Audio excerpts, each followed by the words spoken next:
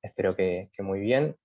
Bienvenidos, bienvenidas, bienvenides a esta última fecha de esta semana de divulgación científica hacia una psicología basada en evidencia. Hoy el eje de las 4 charlas que tendremos es políticas públicas basadas en evidencia, pero luego además tendremos una mesa redonda en la cual conversaremos sobre el pasado, el presente y el futuro de la comunicación de las ciencias, entre miembros del movimiento estudiantil, miembros de Neurotransmitiendo, del Gato y la Caja, y además de Explora Snacks de Ciencia. Es realmente imperdible, no sé qué opinan. Importante, algo que quería empezar a adelantar desde ya, más o menos alrededor de las 19:30, es muy importante que mientras esperemos esta mesa redonda que estará por empezar para las 19:40, 19:45 más o menos, queremos invitarles a participar activamente, pero ¿de qué manera? Bueno, vamos a ir en masa a Twitter y vamos a estar tuiteando con el hashtag psicología basada en evidencia, que ahí en los comentarios, en el chat, lo van a ir poniendo como para que se vayan familiarizando. La idea es que juntos a esa hora podamos convertir en este hashtag en tendencia. Al menos intentarlo. Y bueno, para eso necesitamos de la cooperación, de la colaboración de todos. Si no tienen Twitter, se crean una cuenta, pero queremos empoderarnos de algún modo como movimiento mediante esta consigna. Si lo logramos, bueno, será algo muy potente que nos ayudará a pisar fuerte en el debate público por una psicología basada en evidencia. Bueno, pero volviendo a las charlas de hoy, eh, cuando planificábamos todo este evento nos pareció muy oportuno que las políticas públicas y la comunicación también sean los ejes que cierren esta semana, ya que ambos implican un proceso de toma de decisiones con un fuerte impacto social. Así que, bien, si les parece, arrancamos con la primera charla del día. Estamos realmente muy felices de presentarles a Ailín Tomio. Ailín es especialista en ciencias del comportamiento y experiencia de usuarios. Trabaja como investigadora independiente y consultora en economía del comportamiento para organizaciones privadas y públicas de Latinoamérica.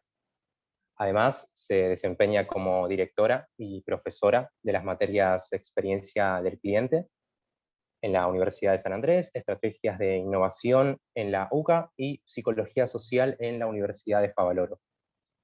En esta oportunidad nos hablará acerca de psicología aplicada a políticas públicas, casos de ciencias del comportamiento en Argentina. Así que, Ailín, bienvenida, te escuchamos adelante.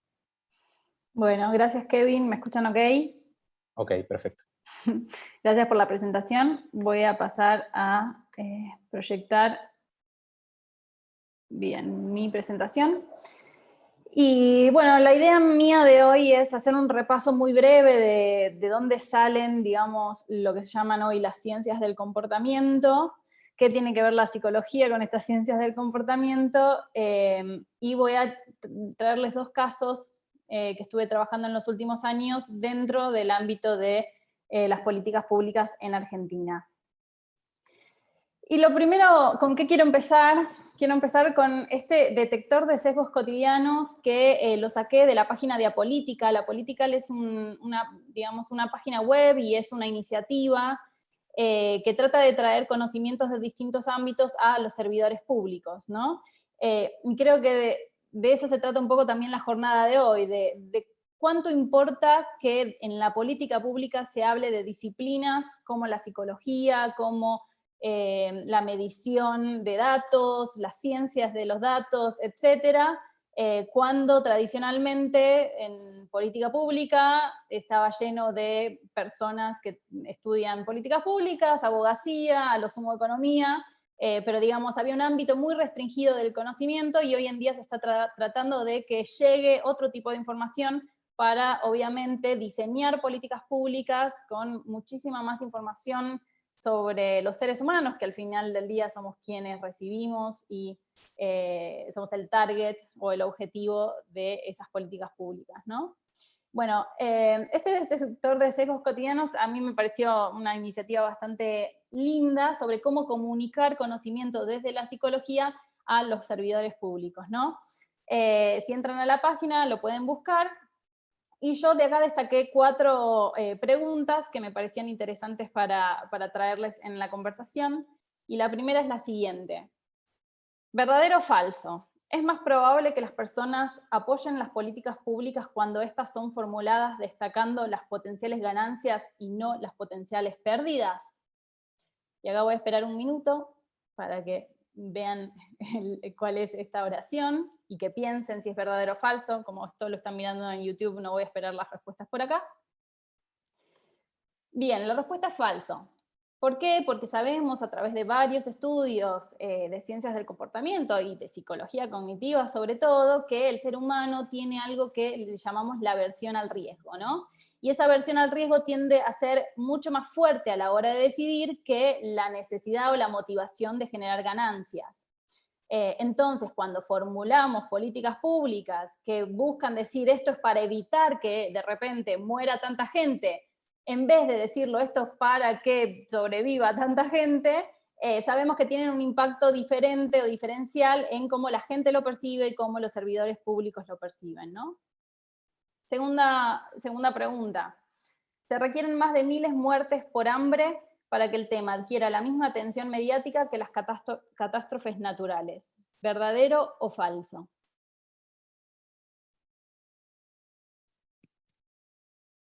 Acá un silencio para que caiga la oración o la pregunta.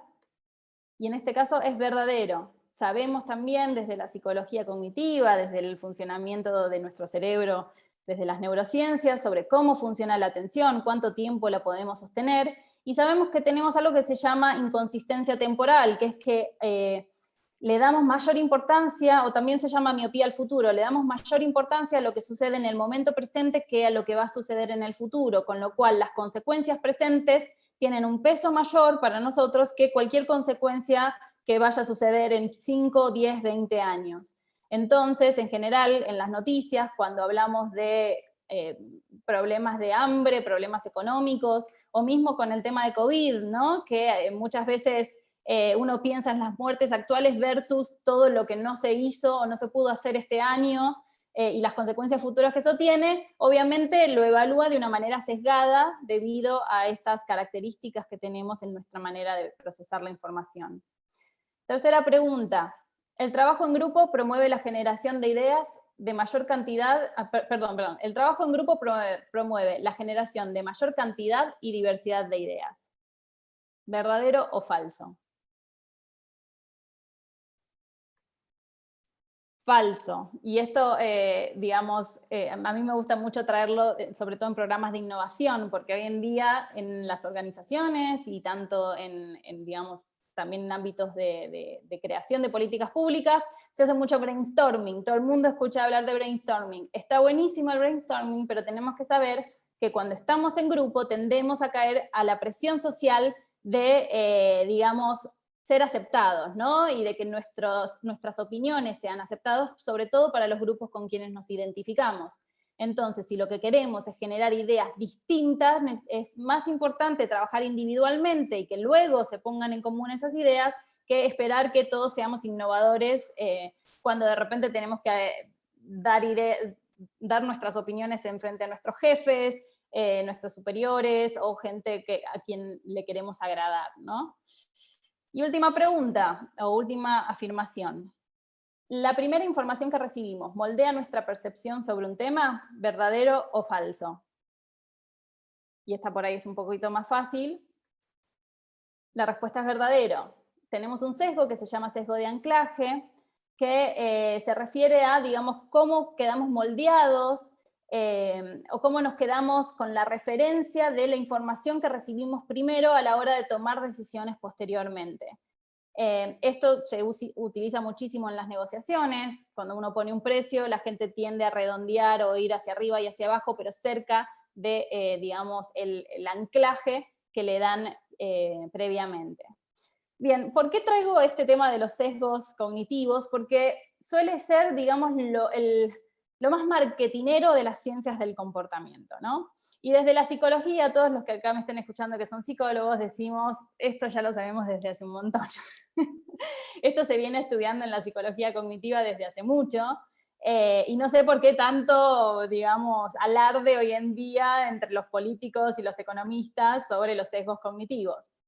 Sin embargo, las ciencias del comportamiento no es solo sesgos cognitivos, ni tampoco es solo nudges o los empujoncitos, que también es otro término muy común de las ciencias o de la economía del comportamiento. Las ciencias del comportamiento básicamente unen todo el conocimiento teórico o académico que nos traen distintas disciplinas del comportamiento. Psicología cognitiva y neurociencias por ahí son las que más fuerte pisaron inicialmente, pero obviamente disciplinas como la antropología, la sociología también están dentro de lo que se llaman las ciencias del comportamiento. Eso se une con las evaluaciones experimentales, esta idea de testear en el ámbito en el que quiero aplicar ese conocimiento. Es decir, muy lindo los sesgos que tenemos en la teoría, pero tenemos que fijarnos qué está pasando en el contexto en el que queremos incidir en el cambio del comportamiento.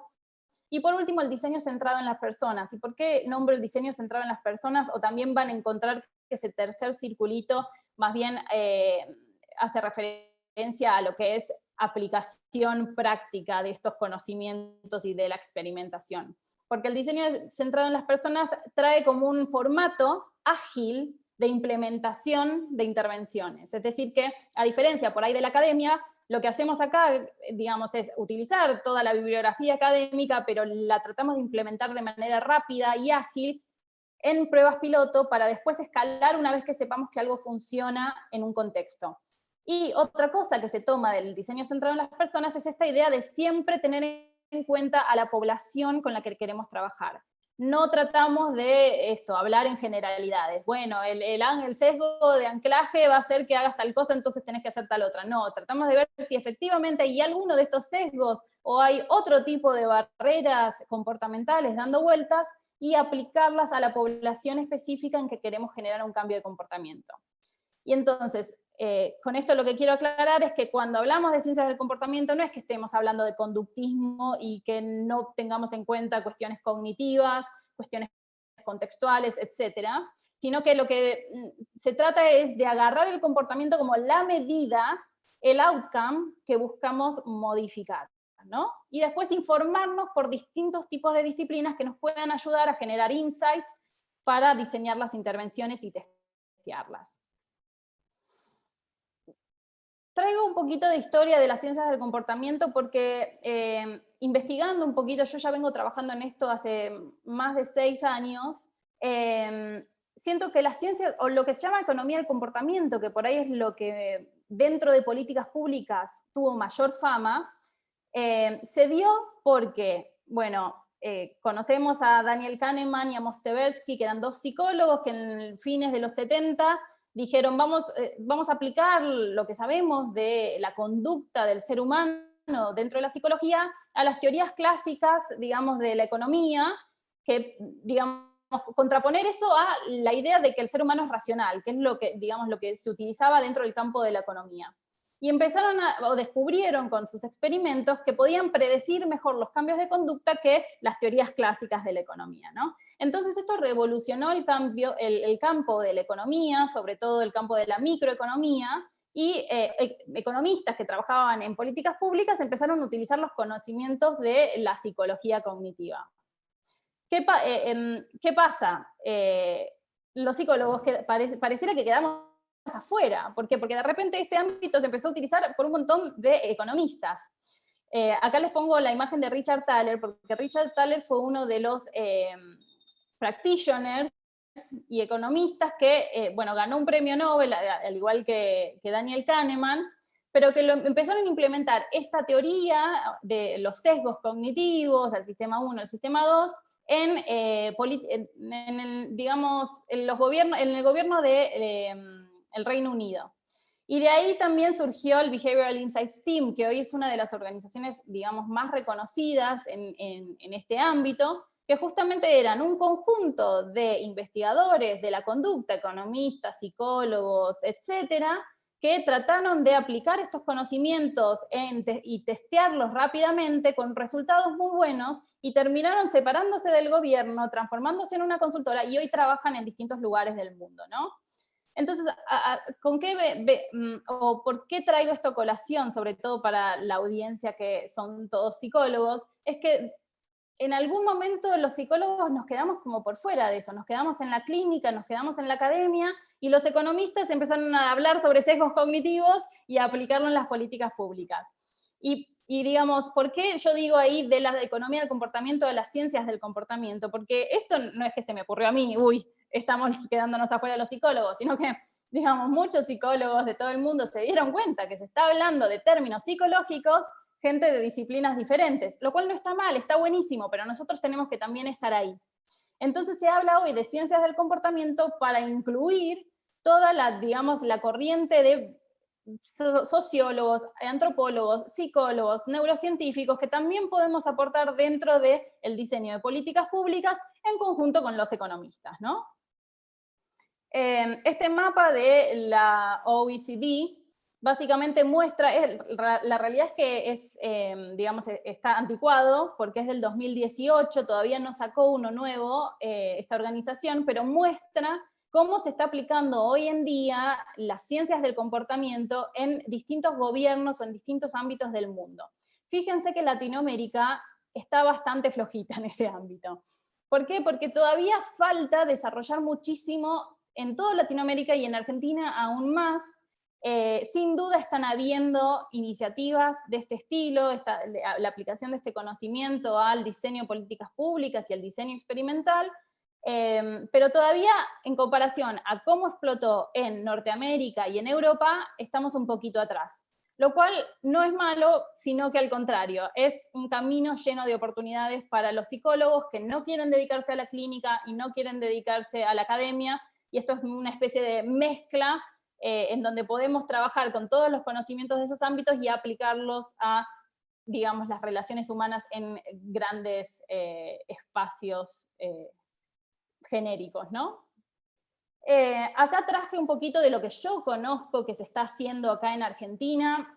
Esto es sesgado y a la vez también esto me hace acordar a lo que le cuento antes. Esta historia que les conté antes de Daniel Kahneman, de Richard Thaler, es la historia hegemónica, ¿no? de cómo se constituyeron las ciencias del comportamiento. Es probable que haya habido muchísimos casos de psicólogos que hayan trabajado, digamos, en políticas públicas, pero bueno, digamos, la parte del marketing fue para ese lado y por eso creo que tenemos que empezar a reescribir la historia, sacando un poquito lo que se cuenta en otros ámbitos y decir, acá está la psicología cognitiva, la psicología se basa en evidencia y así es como nosotros trabajamos en este ámbito, ¿no? Yo estoy trabajando con el Banco Mundial, con el Banco Interamericano de Desarrollo, junto con tanto gobierno de la ciudad, gobierno nacional. Sé que, por ejemplo, hay una iniciativa de la Universidad de Chicago y UCEMA que también están trabajando con el Banco Ciudad. Por otro lado, yo me puse mi consultora en esta y además con una comunidad de practitioners creamos lo que se llama Behavioral Insights Argentina, con lo cual iniciativas hay de a montones. Disculpen si hay un montón más que no estoy poniendo acá, solo estoy poniendo las que yo conozco, obviamente, y las que me entran en esta slide. Bueno, la idea mía es contarles un poquito el paso a paso de cómo es este trabajo en la política pública o en el diseño de políticas públicas, con dos casos en particular, pero en general, en todos los casos que yo aplico las ciencias del comportamiento, tiendo a utilizar la metodología que viene del diseño centrado en las personas. Por eso tal vez mi recomendación es que estaría buenísimo que dentro de psicología se hable de lo que es el design thinking o las metodologías de innovación, porque básicamente estas metodologías lo que dicen es hay que poner al ser humano en el centro del diseño de productos, servicios o lo que fuere. Y bueno, ¿quién más capacitado que nosotros para entender al ser humano que debería estar en el centro de estos programas, ¿no? Bien, estas metodologías de innovación tienden a tener 4 o 5 etapas, en este caso yo suelo usar 5, una primera etapa de focalización, de definir cuál es el problema, tratar de ver cuáles son mis objetivos cuando estoy trabajando en esto. Luego una segunda etapa de exploración, salir al campo, investigar, ¿no? Decir, bueno, para mí, mi hipótesis es que estos sesgos están dando vuelta, vamos a hacer entrevistas, focus group, observaciones para ver si realmente esto lo veo a través de la investigación cualitativa, que me permita a mí diseñar después la intervención cuantitativa. Una vez que tenemos estudiado nuestro campo, buscamos, digamos, generar ideas de solución, diseñamos las intervenciones, diseñamos, digamos, lo que va a ser el testeo, el diseño experimental, lo testeamos, en general con muestras representativas, pero no muy amplias, y luego, una vez que vemos que funciona la intervención que hicimos, que efectivamente logra un cambio comportamental, escalamos esas intervenciones. Entonces, a mí lo que me gusta de estos procesos es que tienen fases cualitativas y fases cuantitativas, ¿no? Mezcla distintos formatos de conocer al ser humano, mezcla las entrevistas, los reportes con la observación y luego con la medición exacta de cambio conductual. Entonces me parece que es un proceso muy rico de generación de evidencia, ¿no? Y algo que me faltó decir es que ¿por qué es importante esto en política pública? Porque muchas veces política pública parece un término así muy por arriba, pero en la política pública al final lo que quiere hacer es incidir en cómo se relacionan los seres humanos en una sociedad, ¿no? Y en un contexto. Entonces, no puede faltar la mirada de los especialistas de la conducta y de quienes conocemos cómo funcionan los seres humanos, o quienes estamos estudiando para conocer cómo funcionan, porque todavía hay muchas cosas por saber. Entonces es esencial nuestra mirada, ¿no? Y bueno, básicamente les voy a mostrar ahora dos ejemplos en donde les muestro un poquito el paso a paso de cómo se va haciendo este tipo de intervenciones dentro del ámbito de la política pública. Bien, el primer caso es un caso que hice yo en 2018 con el Instituto de Vivienda de la Ciudad.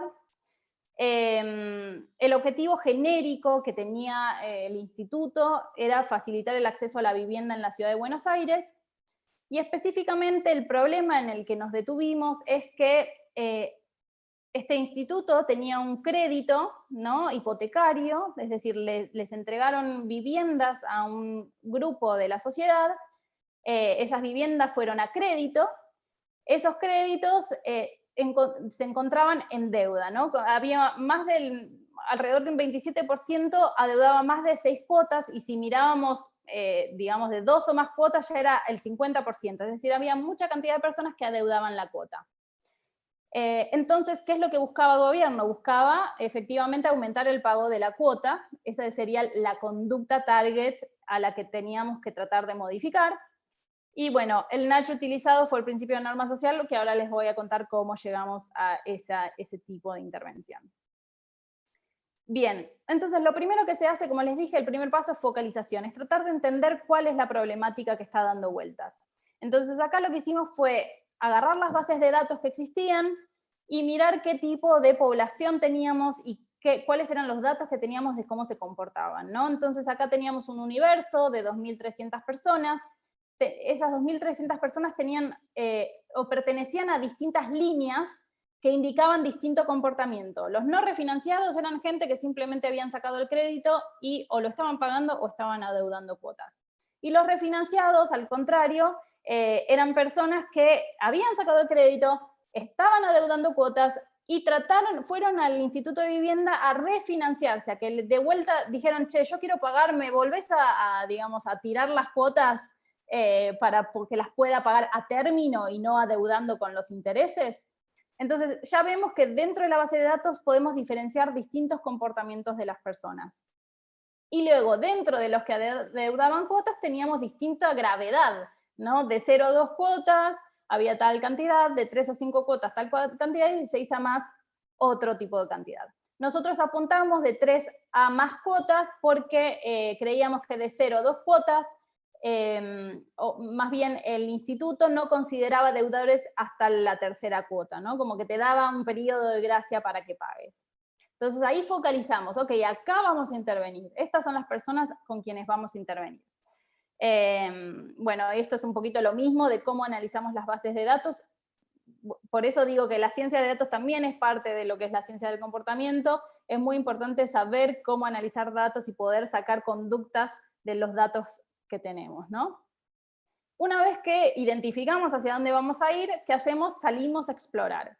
Y esto implica tanto hacer revisiones bibliográficas para entender, bueno, qué se hizo sobre estos temas antes, qué sabemos de la conducta de las personas frente al pago de ciertas cosas, y entrevistas cualitativas, salir al campo, hablar con la gente, preguntarle por qué está pasando esto, por qué no paga, qué es lo que está pasando. Y acá hay algo muy interesante de este caso, que es que básicamente el instituto lo que nos decía es, mirá, si la gente no paga, nosotros no tenemos herramientas para sacarlos de la casa, no hay consecuencias negativas estructurales, es decir, lo único que vamos a hacer es mandarle una carta de documento, pero digamos no va a haber una consecuencia ulterior. Entonces nosotros dijimos, bueno, qué difícil cuando no hay incentivos negativos a la hora de no pagar, ¿no? Entonces, haciendo las entrevistas y las encuestas, encontramos que la gente decía, no es que yo no quiera pagar, pero la realidad es que nadie paga. Es decir, había una idea de que nadie estaba pagando la cuota, entonces, ¿por qué voy a pagar yo algo que nadie suele pagar? Y lo interesante es que en el estudio que hicimos, mucha gente adeudaba cuotas de muy bajo costo, porque esto era un crédito de tasa fija. Y a veces había gente que adeudaba 10 cuotas de 5 pesos, o de 50 pesos, de 5 pesos me exageré un poquito, de 50 pesos, y piensen que esto es 2018, o sea, tenía un poquito más de valor que ahora. Bien, entonces con esta información que hicimos, dijimos, ok, acá vemos que hay un mensaje de norma social dando vueltas, que es que la gente no suele pagar y que eso puede estar obstruyendo la conducta de ir al pago, ¿no? Y también, revisando los materiales, nos parecía que la información que solía dar el Instituto de Vivienda no era información clara para que la gente sepa qué tener que hacer si estaban adeudando cuotas. Entonces, lo primero que hicimos fue ver, ok, tenemos esta población, nos interesaría hacer un grupo control y 2 grupos tratamientos, y acá, no, digamos, en las ciencias del comportamiento promueven el tipo de los RCTs como método experimental de preferencia, porque tienen este, digamos, grupo control que nos permite decir cuál es el contrafáctico, qué es lo que hubiese pasado si no hubiésemos intervenido, y poder deducir causalidad de eso. Entonces lo que hicimos fue decir, ok, vamos a tener un control, 2 tratamientos. El control básicamente era, digamos, el mensaje que el instituto les daba a las personas en general, tal como estaba. Le pusimos un par de colores para que se ayorne un poco, pero básicamente casi no modificamos las comunicaciones que tenía el instituto con las familias beneficiarias del crédito. Y los otros 2 tratamientos, ahí sí pusimos, digamos, utilizamos lo que se llaman los nudges o los empujoncitos basados en las ciencias del comportamiento, ¿no? El grupo tratamiento 1 lo que hicimos es simplificar muchísimo el mensaje, todo lo que era un párrafo enorme lo dividimos en digamos, parrafitos más chiquitos, con una, digamos, una manera de hablar mucho más clara a las personas, destacamos a dónde tenían que ir, qué es lo que tenían que hacer cuando adeudaban cuotas. Y el grupo de tratamiento 2 le agregamos lo que se llama la norma social. Nosotros, revisando las bases de datos, encontramos que en general en todos los créditos la gente no adeudaba, es decir, más o menos el 70% no adeudaba cuotas. Después esta línea en particular era, digamos, la más difícil, donde sí había un 50% que adeudaba, pero en general no. Con lo cual teníamos algo que decirle a la gente. Lo que teníamos que decirle a la gente es, mirá, 7 de cada 10 familias no adeudan cuotas. Esta idea de que vos tenés de que la gente no paga no es así, ¿no? Entonces, si ven ahí en la parte B, dice 7 de cada 10 familias registradas no adeudan cuotas, y vos, ¿no? Como tratando de decirle a esa persona en qué grupo o a qué grupo querés pertenecer. Los resultados, los que nos mostraron, es que efectivamente el tratamiento 2 fue muy eficaz, digamos, en el cambio de comportamiento buscado. no solo la gente canceló las deudas, sino que canceló pagos futuros, por eso se ve en negativo. Hubo una reducción de la mora, un promedio de un 136%, y lo interesante es que el grupo de tratamiento 1 nos hizo efecto rebote, es decir, que ha aumentado la deuda con respecto al control. Fíjense por qué es tan importante siempre tener un control, ¿no? Algo que veamos que qué pasa si vos no haces nada. En este caso, hacer la segunda acción, el tratamiento 1, fue peor que no hacer nada, ¿no? Bueno, básicamente, en términos generales, aumentamos con esta iniciativa, con esta intervención, un 17% la probabilidad de pago, y haciendo hincapié o buscando, haciendo doble clic en quiénes son esas personas que se vieron, digamos, más impactadas por el mensaje o que cambiaron su comportamiento a raíz de este mensaje, fueron aquellos que ya habían refinanciado y que adeudaban 6 o más cuotas. Es decir, que habría algo en esta, digamos, el ser refinanciado nos estaría comunicando que hay gente que tiene ganas de pagar, pero que sin embargo por una u otra cosa no lo hace, ¿no? Y en este caso, aparentemente, la idea de que después de un tiempo decís, bueno, che, pero si nadie paga, ¿por qué voy a pagar yo?, podría estar afectando la conducta de pago específica de este crédito. Como les dije, una vez que se hace el piloto, luego para la política pública es importante poder escalar, entonces lo que hicimos fue decirles al equipo, este es el mensaje que más sirvió en este caso, vayan por este lado a la hora de hacer las comunicaciones con las familias beneficiarias, ¿no?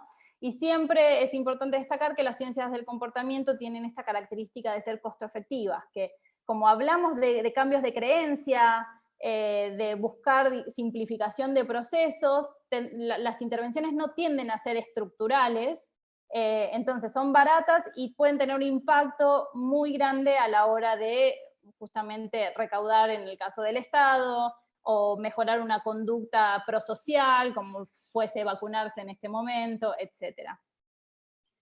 Bien, el segundo caso que les quiero mostrar es un caso que realizamos con el Banco Mundial, este es salidito del horno hace muy poco, y que me gusta, se los voy a presentar así muy por arriba, pero lo que tiene de interesante para mí es que en este caso, en el caso anterior teníamos datos de comportamiento, que era la conducta de pago, es decir, si una persona pagó o no pagó, ahí tenés visible el comportamiento y lo que medís es eso.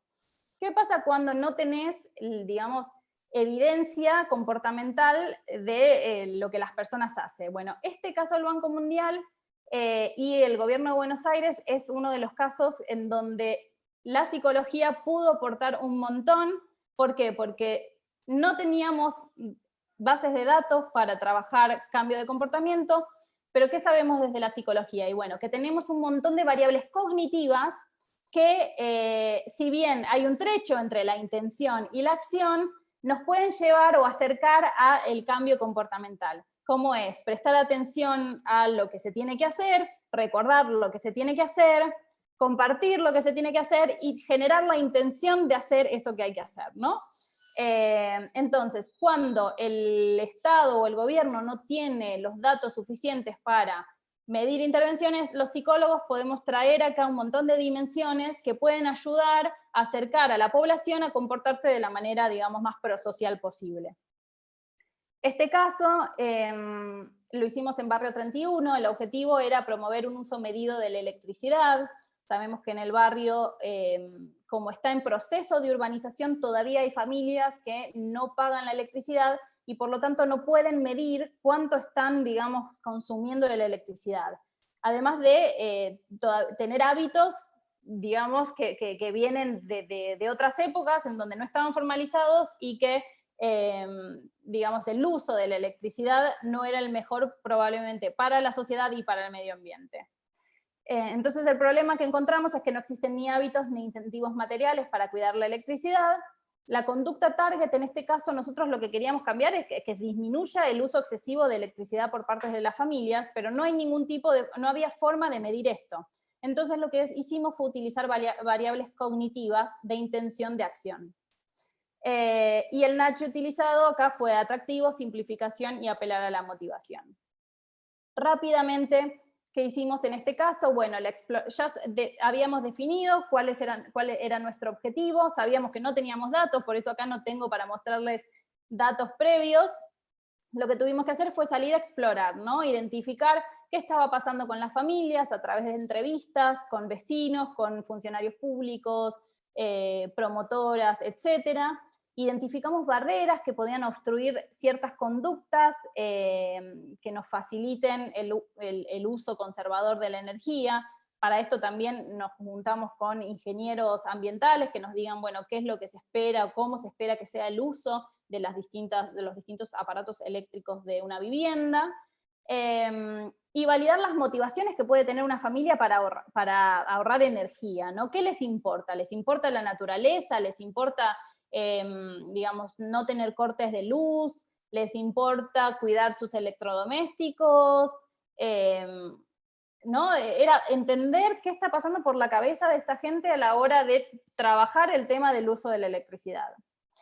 ¿Qué materiales hicimos? Bueno, acá también fue todo, en el caso anterior habíamos mandado cartas, digamos, boletas físicas, en este caso lo hicimos digital, estamos en contexto COVID, entonces no había otra manera de hacerlo. Diseñamos unos flyers, digamos, con un mensaje principal, apelando a la motivación que encontramos de esa investigación cualitativa, subtítulos para explicar o reforzar, digamos, qué es lo que deberían hacer, 7 medidas de ahorro de energía agrupadas con un storytelling, y esto me parece importante destacar, medidas de ahorro de energía eran casi 40. Como sabemos que nuestra capacidad cognitiva es limitada y nuestra capacidad de atención todavía más, dijimos, ok, 7 va a ser el máximo de medidas que comunicamos, a pesar que el gobierno quiere comunicar más. ¿Y cómo hacemos para que la gente recuerde de una manera mejor estas 7 medidas? Y entonces ahí decidimos hacerlo con un storytelling, que era a la mañana hace esto, durante el día hace esto otro, a la noche hace esto otro, y poner imágenes para que quede pegado en la memoria cada una de estas acciones, ¿no? En este caso lo que hicimos fue agarrar, no tuvimos control, sí tuvimos, digamos, un mensaje simplificado, que era el que probablemente el gobierno hubiese, digamos, enviado, y luego hicimos 3 tipos de mensajes más, apelando a distintas motivaciones, ¿no? Una era esto de cuidar a la familia y a las cosas, con una imagen impactante de que se incendiaba un hogar. Otro era cuidar la energía y el bolsillo, esta idea de que salió en las entrevistas cualitativas de, ok, hoy no pago, pero pronto voy a estar formalizado y tengo que aprender a ahorrar desde hoy. Y el tercer mensaje tenía que ver con la responsabilidad social de cuidar la manzana, porque cuando todos utilizan la luz a lo loco, se corta la luz en toda la manzana, ¿no? Entonces, estos mensajes fueron diseñados con la información de toda la investigación cualitativa y las revisiones bibliográficas que habíamos hecho previamente. Digamos, esta diapositiva es la que a mí más me interesa destacar, que es esta idea de, bueno, ¿qué hacemos cuando no tenemos datos? ¿No? En política pública te dirían no hacemos nada o hacemos lo que se nos cante porque no lo vamos a poder medir. Bueno, no, acá estamos los psicólogos para decirles hay formas de medir, digamos, tal vez no es la acción concreta, siempre obviamente es lo más recomendable la acción, porque al final del día vos lo que querés es que sucedan las cosas que querés que sucedan, pero cuando no podés medir eso, tenés otro tipo de dimensiones, y en este caso eran más cognitivas, que tuvieron que ver con la atención, es decir, cuánto prestaron atención al material, el reconocimiento y el recuerdo. Los que hayan ya hecho procesos básicos sabrán diferenciar lo que es reconocer información de lo que es poder evocar información, entonces teníamos estas 2 cosas. La disposición a compartir, es decir, preguntamos, ¿querés compartir este folleto con tus amigos o tus vecinos? Y la intención, que fue, ¿cuál de estas medidas vas a hacer en los próximos 3 días? Para ver si efectivamente lográbamos que la gente retenga esta información en la cabeza, y esto probablemente aumente las probabilidades de que la persona efectivamente después realice alguna de estas conductas, ¿no? Rápidamente los resultados mostraron que los distintos mensajes efectivamente tenían distinto impacto en las distintas medidas cognitivas que utilizamos.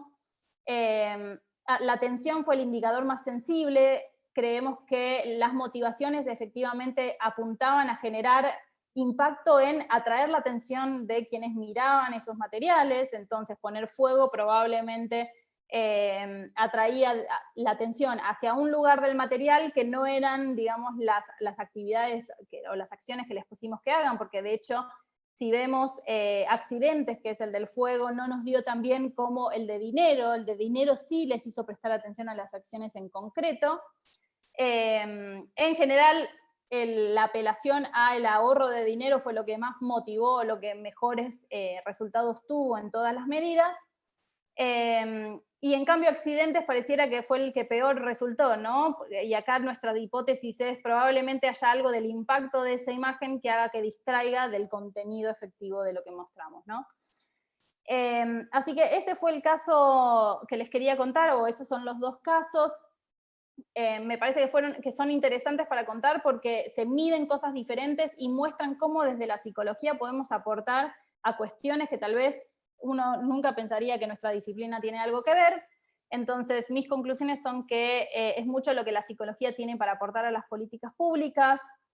Las ciencias del comportamiento están muy en auge, la economía del comportamiento se habla muchísimo en todos lados, todavía hay poca participación de psicólogos, sobre todo en Latinoamérica. Yo ya estoy viendo que hice una maestría en Nueva York y mis profesores que antes eran psicólogos del consumidor ahora son científicos del comportamiento, es decir, que están empezando a rebrandearse para poder ser parte de este movimiento.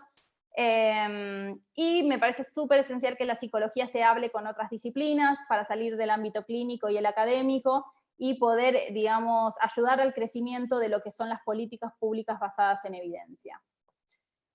Así que hasta ahí llegué. Espero que les haya gustado la conversación. Estuvo, por lo menos voy a hablar por mí, excelente. Me pareció interesantísimo todo lo que mencionaste, los estudios y los datos. Acá tenemos a Facu también dentro del público. Hola, Está muy Facu. contento. Bien, y de hecho, por lo que estoy viendo, no soy el único que quedó muy interesado y muy con ganas de escuchar mucho más y de aprender mucho más sobre este área, que encima es tan inexplorada, ¿no? En nuestra formación, o en la formación de la mayoría de las universidades del país. Tenemos muchas preguntas, así que si te parece, empiezo con las primeras. Dale. Alguien pregunta, ¿cómo te insertaste en el área y qué le recomendás a estudiantes o graduados recientes que quieren trabajar aplicando psicología en políticas públicas? Bien, fue toda una búsqueda, sinceramente. Yo me recibí de la Universidad Favaloro y dije, bueno, voy a hacer investigación académica en neurociencias cognitivas, y en eso me encontré con algunos divulgadores de ciencias y dije, bueno, esto es una manera de sacar todo lo que es académico hacia el campo más practitioner, y empecé haciendo eso. Me empezaron a contratar como consultora en empresas, dando charlas de neurociencias y psicología. Y después cuando me fui a hacer una maestría a Nueva York que se llama Psicología Social y del Consumidor. Y ahí el campo ya estaba más desarrollado. Me puse a trabajar en el Metropolitan Museum haciendo investigación con electroencefalografía sobre la experiencia de estar en un museo, qué pasa cuando sentís placer estético, cuando no, y cómo eso cambia la experiencia del consumidor. Y ahí fue que descubrí toda la corriente de la economía del comportamiento y dije, che, esto es psicología, ¿de qué me están hablando de economía, no? Y entonces ahí me metí y bueno, hoy en día ya se empezó a llamar ciencias del comportamiento, que creo que le hace más justicia a lo que es el ámbito, ¿no? Así que fue digamos, un camino de idas y vueltas, no es que estaba disponible el camino o había una materia específica en esto. De hecho, yo al principio hacía lo que se llama consultoría en innovación, esto del design thinking. Porque de vuelta, cuando hice un curso de design thinking, dije, che, acá la psicología reba, y empecé a aplicarla desde mi ámbito y tratando de demostrar que la psicología está presente en estos ámbitos, aunque esté lleno de diseñadores y del otro lado lleno de economistas hablando de cosas que son de la psicología. Entonces, lo que yo recomiendo, creo que todo lo que es innovación y diseño centrado en las personas es una manera muy buena de ver cómo aplicar cosas de manera ágil, o los conocimientos que hoy tenemos, aplicarlos de manera ágil para diseño de productos y servicios. Entonces recomendaría que se hagan cursos de eso. Hoy en día ya hay cursos también de economía del comportamiento, ciencias del comportamiento, y empezar digamos, mostrar que la psicología vale la pena en salud pública, en, no sé, el diseño de productos y servicios, diseño de políticas públicas, ¿no? Me parece que es un poco ir mostrando que vale la pena el conocimiento que tenemos. Absolutamente. Y bueno, en este sentido, otra pregunta es, bueno, ¿dónde estudiaste? Que ya lo respondiste, ¿y dónde nos recomendás estudiar todo esto, que es súper interesante, agregan? Bueno, gran pregunta.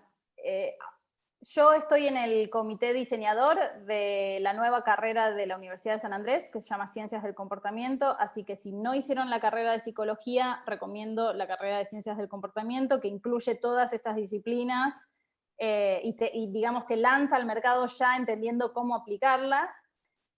Obviamente tengo que ser fiel a mi universidad, la Universidad Favaloro creo que te prepara en una psicología basada en evidencia, que igual si sabes, digamos, aplicar ese conocimiento en otro ámbito te sirve un montón, pero si ya hicieron la carrera universitaria y dicen, pucha, no me voy a poner a hacer otra carrera universitaria, acá en Argentina ahora se están dando cursos, yo por ejemplo voy a estar dando en la Universidad de San Andrés y en la DITELA un curso de Behavioral Design, diseño del comportamiento, pero bueno, es un curso, creo que van a tener que ir haciendo cursos de estos. Hay un curso del el Banco Interamericano de Desarrollo que se llama Economía del Comportamiento, que es gratuito, que también recomiendo. Y en última instancia, si realmente quieren seguir esto y se animan, hagan una maestría afuera, que ahora hay un montón de maestrías que se llaman Behavioral Science, o está la que yo hice, que se llamaba Neurociencias y Psicología Social y del Consumidor, que también es muy recomendable, es lo mismo con otro nombre, pero les recomiendo, si pueden ir afuera a hacer la maestría, tienen un título bien formal sobre el tema.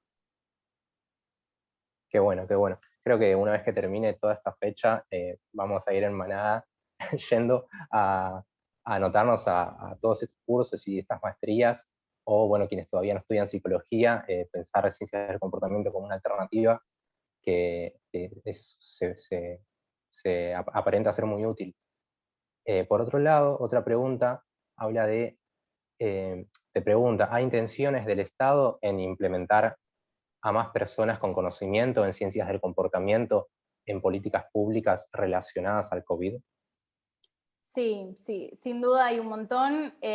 Así como en Norteamérica y en Europa está realmente en auge, digamos, los científicos del comportamiento están, digamos, copando todo lo que son los distintos ministerios de los gobiernos, y mismo la Organización Mundial de la Salud contrató un equipo, un comité de científicos del comportamiento para que los ayuden a entender la situación del COVID. Yo estoy trabajando con la Organización Panamericana de la Salud, y acá en Argentina, estoy trabajando en Uruguay y en Argentina con distintos ministerios de gobierno con estos temas. Estoy trabajando temas de salud en el Ministerio de Salud, con lo cual hay un montón de interés. Sinceramente creo que hay más interés que practitioners hoy en día, así que se necesita gente en este ámbito.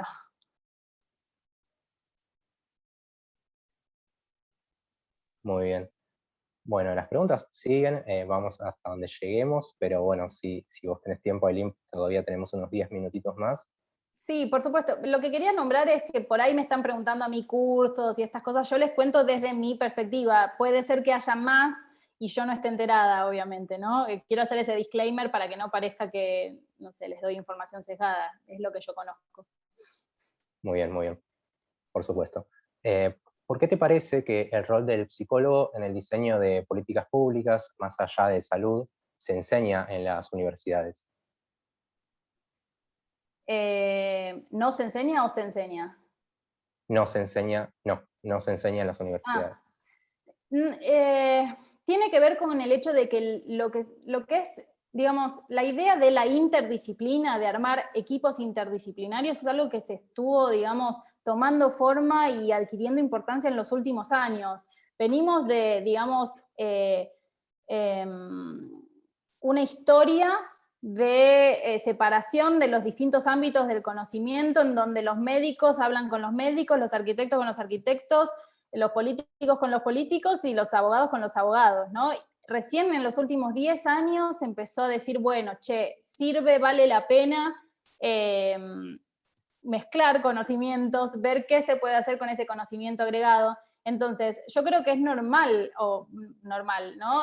Dado nuestra historia, lógicamente en ámbitos que no nos pertenecían como conocimiento, no estábamos involucrados. Hoy en día sí empieza a cobrar valor las miradas diferentes para generar ideas más creativas, porque antes el contexto era menos cambiante, entonces lo que te funcionó ayer te podía funcionar mañana. Hoy en día ya el contexto cambia tan rápido que cada vez sirve menos aplicar lo que funcionó ayer sin medir, ¿no?, cómo funcionaría hoy y sin entender qué otros factores están involucrados. Me parece que es la progresión natural del conocimiento de nuestra sociedad. Creo que sí hay que acelerarlo en Latinoamérica y en Argentina, porque esto ya está pasando en otras partes del mundo y acá venimos despacio, con carreta. Entiendo. Otra pregunta dice, en general, ¿cómo fue tu experiencia trabajando con el gobierno y cuáles son tus expectativas con respecto a los alcances de la psicología en las intervenciones? ¿Cuál fue mi experiencia trabajando con gobierno? Depende muchísimo con qué equipo de gobierno trabajes, ¿no? Hay equipos que son súper rápidos, que ya, digamos, tienen la cultura de los datos y que entonces saben de qué les hablas cuando les hablas de medir, de hacer intervención. Hay equipos súper predispuestos. Mi experiencia es el gobierno de la ciudad está súper predispuesto a implementar, digamos, todo lo que sean disciplinas basadas en evidencia. Y el gobierno nacional también, el Ministerio de Salud realmente funcionó muy bien en ese sentido. Ojo, yo trabajo con un grupo muy específico que es el de innovación de salud, no estoy hablando de, digamos, el ministerio en general. Después cuando te vas a las provincias cambia la perspectiva. ¿Por qué? Porque tal vez el conocimiento o esta agilidad de integrar conocimientos distintos cuesta más. Esta idea de nosotros hacemos como se hace, como se hizo siempre, está más arraigada, pero en general mi experiencia siempre fue muy buena. Sinceramente, la gente tiene ganas de ver, de visualizar cómo una intervención resulta, de mejorar. En sí yo no me puedo quejar, no puedo decir que el gobierno no tenga ganas o la gente de los gobiernos no tengan ganas de mejorar, pero obviamente es eso, uno no puede hablar de gobierno en general, uno tiene que hablar de equipos. Y hay equipos buenos y hay equipos malos, como en todo lugar, ¿no? Sí, y, el me imagino. y el alcance del psicólogo, para mí, digamos, yo creo que el psicólogo tiene que estar en todos los ámbitos en donde se hable de interacciones humanas, en donde haya que entender al ser humano, no puede faltar la visión de un psicólogo. Al igual que no puede faltar la visión de otros, digamos, profesionales, pero si estamos hablando de seres humanos, ¿cómo no vamos a estar ahí tratando de entender cómo afectan las creencias, cómo afectan nuestras capacidades cognitivas, cómo afectan nuestros hábitos a las intervenciones que se traten de hacer desde distintas disciplinas? Así es. Y en este punto que hablabas, cuando hablabas de esto de analizar datos, te preguntan con qué programas, cómo se analizan los datos y quiénes los analizan. ¿Los psicólogos? Consulta. Bueno, y ahí, mira, depende también de cada equipo. Yo trabajo con equipos interdisciplinarios, es decir, que suelo trabajar con ¿cómo se llama? Un econometrista, alguien que sepa de ciencias de datos.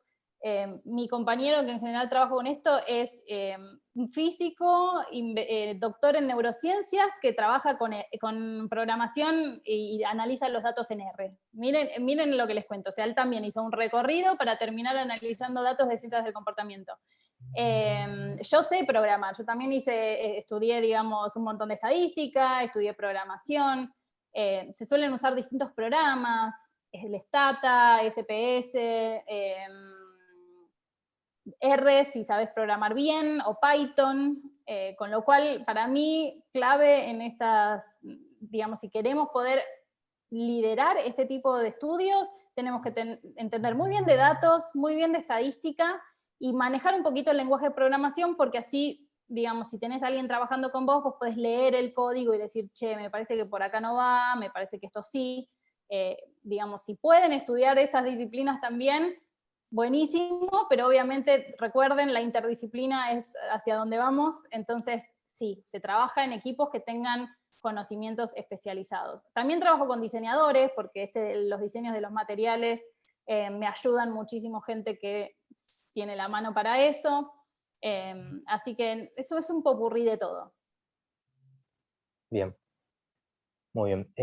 También tenemos otra pregunta que dice, ¿con qué limitaciones de tu rol te encontraste trabajando en esta área, ya sea impuesto por un otro o por las circunstancias? ¿Con qué limitaciones? Yo veo una limitación en lo que es esta manera de abordar el diseño de políticas públicas a través del cambio de comportamiento, que es que en general los gobiernos o los equipos de gobierno buscan cambios grandes, ¿no? Ay, queremos transformar la cultura de tal barrio, de tal ciudad, ¿no? O queremos que la gente pague más, así, a lo amplio. Y vos decís, ok, veamos qué comportamiento querés que cambie, porque yo te tengo que medir algo bien concreto, bien chiquitito. Y entonces cuando haces el proceso de definir el problema y de decirle, bueno, entonces, ¿qué es lo que querés que la gente haga? ¿Qué acción estás buscando? ¿Qué es lo que vamos a medir? Te vas tan chiquitito que empieza a perder, digamos, interés. Es como que te dicen, no, bueno, pero no me estás arreglando el problema de acá arriba, el cambio cultural. Entonces, a veces es como que lleva un tiempo explicarle a la gente, ok, este no es, la ciencia del comportamiento no te van a solucionar todo, vamos a ir de a poco, vamos sumando, vas sumando experiencias, vas escalando pequeñas intervenciones que después las vas sumando, ¿no? Entonces, me parece que la limitación que yo más encontré es que como psicólogos tenemos un conocimiento muy específico y podemos ir cambiando cosas pequeñas que después hacen al resultado, mejoran una política pública, cambian el comportamiento de una sociedad, pero a largo plazo, después de, digamos, mezclarlo con otras intervenciones. Entonces, hay que tener mucho cuidado con esta idea de pensar, che, yo te voy a decir cómo funciona la mente del ser humano y vamos a cambiarlos a todos de un día para el otro. No, no es magia. Y la limitación es esa, es que se puso tan de moda que de repente te dicen, bueno, solucioname con, todos tienen el sesgo tal, solucionámelo. No, no es así de fácil, ¿no? Bajar eso a la realidad, mostrarles que una pequeña mejora nos lleva hacia una mejora más grande en el largo plazo, y la paciencia que hay que tener para llegar hasta ahí es algo que hay que hacerles entender, digamos, a los tomadores de decisiones y quienes van a aplicar este tipo de intervenciones. Sí, sí, totalmente, muy, muy de acuerdo con vos. Vamos, de mi parte te hago la última pregunta que tengo acá, y teniendo en cuenta que entre la audiencia está el señor Facundo Calvó, no sé si estará ocupado, pero yo le tiro la propuesta si quiere para cerrar con una última consulta, si tiene ganas y si no está muy ocupado. Pero mientras, te pregunto, bibliografía que recomiendes para quienes nos estamos interesando y de manera introductoria para conocer un poco más sobre ciencias del comportamiento y todo este área. Bueno, bibliografía. Yo iría a los clásicos, ¿no? Yo les conté que hay una historia hegemónica, hay que leerla para después criticarla. Entonces está este texto, el libro Pensar rápido, despacio, de Daniel Kahneman, que es un clásico, el libro Nudge, de Richard Thaler, está Predictably Irrational, de Dan Ariely, que también es súper interesante. De todas maneras, esos son como, digamos, divulgadores, ¿no? Bien marketineros sobre la disciplina. Después, Yo personalmente trato de buscar los papers de estas personas. Por suerte, estas personas que tienen estos libros también hicieron papers que están publicados en revistas científicas, entonces recomiendo que los revisen. Para mencionar a una mujer, a Esther Duflo, que también ganó el premio Nobel en esta disciplina, es una gran inspiración, así que también pueden seguirla a ella, buscar información desde su lado. Creo que sí, principalmente recomiendo esos libros. En principio sí, hasta ahí. Buenísimo. Facu, hola. Olis, ¿qué tal? Buenas tardes, chicos. Hola, Ailu. Yo soy fan, pero fan de Ailu. O sea, ya lo sabes, se lo he dicho por privado también. Soy absolutamente fan. Nada, creo que es un materialazo lo que hace y que me alegro que se popularice y que la gente la escuche porque, nada, es un laburazo lo que hay atrás de todo lo que hace esta chica, que encima lo resumió así como, viste, no es nada tranquilo, la verdad que es súper poderoso, así que está bueno que esté ahí y que la estén escuchando, y para mí va a ser referente de mucha gente en el ya y en el largo plazo también. No Así me que hagas muy bueno. sonrojar, no me hagas sonrojar, Calu. Igual lo sabe, no es nada que sea secreto, ya se lo dije, lo sabe un La montón. admiración es mutua. Estoy esperando que me invite a hacer algo nomás, porque como que siempre me dice que ya vamos a hacer algo y no me invitó a hacer nada todavía, pero bueno, a ver si Queda ya, pendiente. ya coordinaremos algún proyecto. Decime, Kevin. Sí, si tenés alguna consulta en base a la charla que escuchaste para Aileen, como para darle un cierre a su participación y después continuar con Guadalupe Nogués, que ya viene dentro de poco. A mí me súper interesa cuando ella habla de ciencias del comportamiento como un colectivo, ¿no? Y nosotros como que hablamos de la psicología como la ciencia del comportamiento. Sé que quizás no tiene que ver directamente con lo que ella estuvo hablando, pero me parece recontra interesante que hoy se esté planteando como una cuestión más multidisciplinar hasta cierto punto, de cómo distintas áreas o distintas disciplinas en realidad se pueden estar enfocando en un mismo fenómeno que es el comportamiento, y cuál sería el lugar de la psicología dentro de que desde la ingeniería, la ciencia de datos, la economía, todos estén, por ejemplo, en economía, cuando se llama el comportamiento de los mercados, en realidad se está hablando de comportamiento humano atribuido a una función instituida del mercado. No sé, Ailu, ¿tenés algo para aclararnos un poco de eso? ¿Cómo lo ves vos? Sí. Yo lo veo así, veo con buenos ojos el hecho de que se hable de ciencias del comportamiento, haciendo foco en que lo que se estudia es el comportamiento, pero que, digamos, se interviene desde distintas disciplinas, que son la ciencia de datos, la microeconomía, la antropología tiene muchísimo para decir. Lo que sucede es que a nivel histórico la psicología fue la que pisó más fuerte, porque es esto, Daniel Kahneman agarra y dice, desde la psicología cognitiva sabemos que en los experimentos dio esto y esto, y que el ser humano no es completamente racional, ¿no? Que tiene hábitos, que tiene heurísticas, etcétera, y lo trato de aplicar a los problemas clásicos de la economía. Entonces, me parece que nosotros tenemos un lugar preponderante porque nuestro conocimiento es el que hoy más ha alimentado a estas ciencias del comportamiento. Y creo que nos tenemos que apropiar de eso. A lo que voy es que yo lo que vi es que los economistas se apropiaron del conocimiento que se produjo en la psicología, lo cual está buenísimo, digo, bien ahí, porque al final es para mejor. Pero es el momento de nosotros como psicólogos decir, mirá, esta producción de conocimiento que se aplicó acá en este otro ámbito es nuestra y estamos dispuestos a compartirlas, pero tenemos que estar en estos lugares, ¿no? Tenemos que ser quienes publicamos estos libros, no solo los economistas. Y las otras ciencias creo que están viniendo detrás, pero que también deberían tener su oportunidad de decir algo. No quiero hablar desde el lado, digamos, yo no soy antropóloga, no soy socióloga como para decir, che, acá es donde nosotros hacemos el diferencial, pero probablemente tengan para aportar un diferencial y hacer todavía más rica esta nueva interdisciplina que son las ciencias del comportamiento.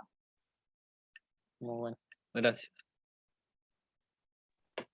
Yo solo voy a decir que como estudiantes de psicología, presenciar este tipo de conversaciones, creo que hablo en nombre de la mayoría de la audiencia en este momento, es muy, muy satisfactorio y estamos completamente agradecidos, bueno, sobre todo con vos, Aileen, y bueno, con Facundo, que vamos a tener la charla a las 18:30, si no me equivoco. Bueno, Aileen, muchas gracias por todo tu tiempo, muchas gracias por toda tu presentación, por darnos tantos datos, tanta información. Por lo menos de mi parte, me quedo con ganas de leer todo el fin de semana sobre ciencias del comportamiento, y voy a después repasar la bibliografía que recomendaste y los cursos también que mencionaste para tenerlos muy en cuenta en mi formación al menos. Muchas gracias. No, bueno, gracias a ustedes por la iniciativa. Realmente apoyo el movimiento de psicología basada en evidencia. Ojalá en Argentina también logremos expandir este tipo de psicología. Y nada, Facu, voy a estar ahí mirando tu charla más tarde. Gracias a todos. Bueno, un abrazo grande.